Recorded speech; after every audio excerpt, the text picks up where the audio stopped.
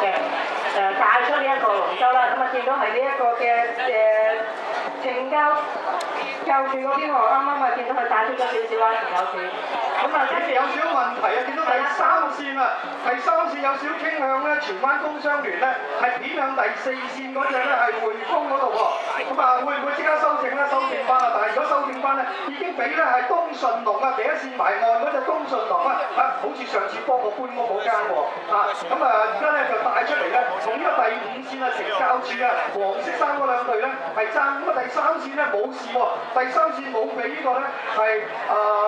咁頭先呢個片牌嗰度咧影響啊，咁啊而家咧就同呢個一線嘅咧東順龍咧係兩隊咧係並駕齊驅啦，希望咧喺攞到工商聯嘅第一場賽事嘅攞場60分嘅成績出嚟第一名嘅，咁啊睇落去咧呢個東順龍咧果然咧係有機會咧係差唔多一條龍位咧已經帶離開咗咧係第三線嘅咧荃灣工商龍啊，咁啊第五線咧睇住嗰兩隊聯排嗰兩隊咧就懲教處啊，睇住佢哋咧應該睇下可唔可以咧嚟到第三名啊，而家第四名同第五名咧係匯豐啊，匯豐同第二線嘅房屋處兩隊咧會唔會咧爭到第四名都爭到好激烈嘅，個終點咧東順龍啊，第一啊，第二名咧係荃灣工商聯啊，第三名咧外邊嘅懲教處啊，第四名你哋睇下，俾啲掌聲佢。